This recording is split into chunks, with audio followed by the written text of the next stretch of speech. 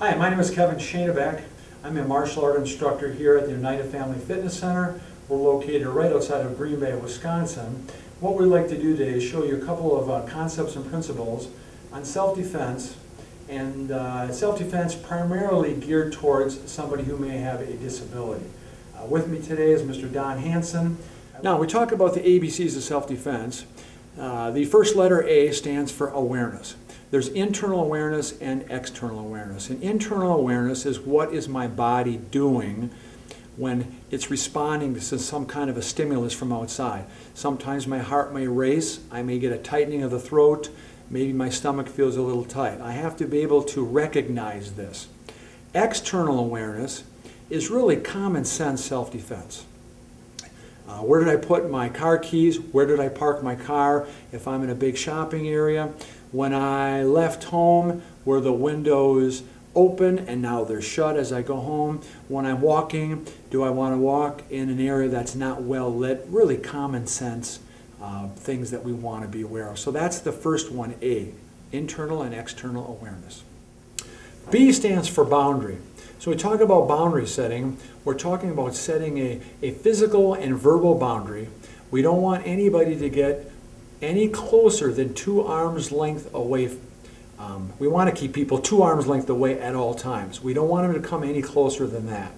So this is very important. So when we talk about the boundary, we do business on a regular basis at about 2 arms length away. When people get in closer than that, we have to start looking at setting our verbal boundary and taking things much serious. C is combat. And then what we'll do now is we'll go back and we'll do a yellow, an orange, and a red alert, and we'll show proper boundary setting with a yellow, orange, and red alert.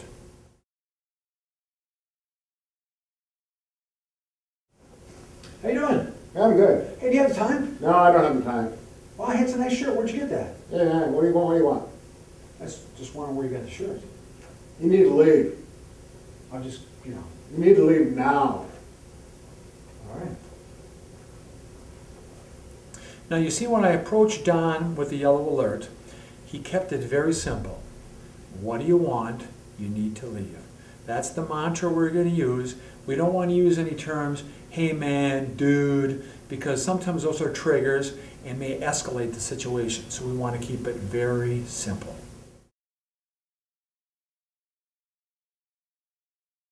Good. Hey, do you have the time? No, I don't have the time. Well, you don't have a watch, man. What's the problem? Hey, what do you need? I need you to get a watch so I can get the time. You need to leave now. I need to leave now. What's your problem? Leave now. Don't be a dick, pal. I'm trying to be a nice guy here to you. Leave now. Kind of being a dick. Now, what we just did was an orange alert, came in with the same type of interview, but you can see it escalated a little bit more. I asked a few more questions. I started getting in his face a little bit more. He had to use his voice a little bit stronger to back me down.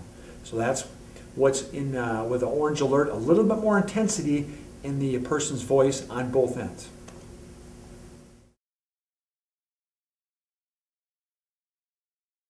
Where the hell did you learn how to drive? Hey, you need to leave. Jeez, you cut me off back there? Leave now. You drive like crap, do you know that? Leave. I didn't leave, I'd have kicked your ass. Leave now. That pisses me off when people drive like that. Leave now. Learn how to drive. Now, we just demonstrated a red alert. You can see the intensity. This is pre-combat. I came right in off the get-go. Looks like I almost was going to attack Don. Don put his hands up. He matched my voice. Okay, this is very important.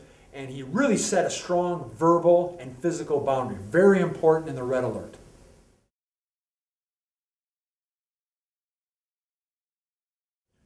Where the hell did you learn how to drive? Back off. You know what? Learn how to drive. That was Back off. ridiculous. Cut me off. Go away. You know what? I'm going to kick your ass.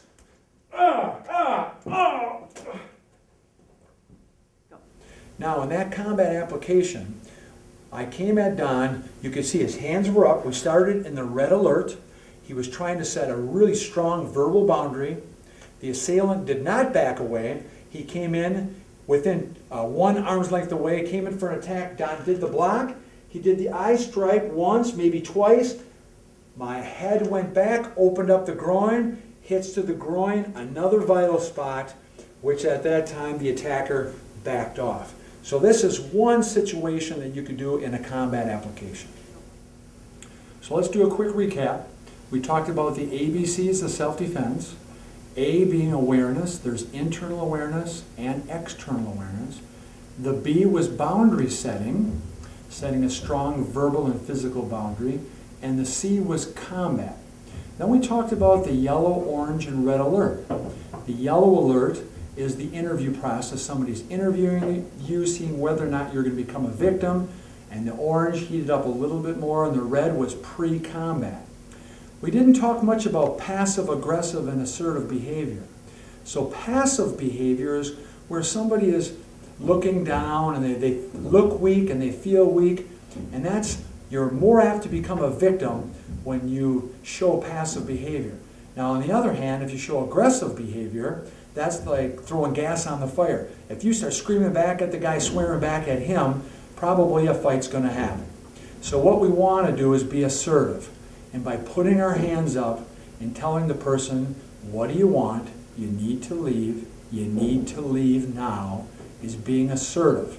You're telling that person, I do not want to be a victim. Go somewhere else. I'd like to take this time and thank you for watching the video. I hope you learned something from it. By no means was this a complete program, but we showed you some really good concepts and good principles. We would ask that you would seek out a qualified self-defense instructor to continue your training. And once again, I hope you enjoyed it.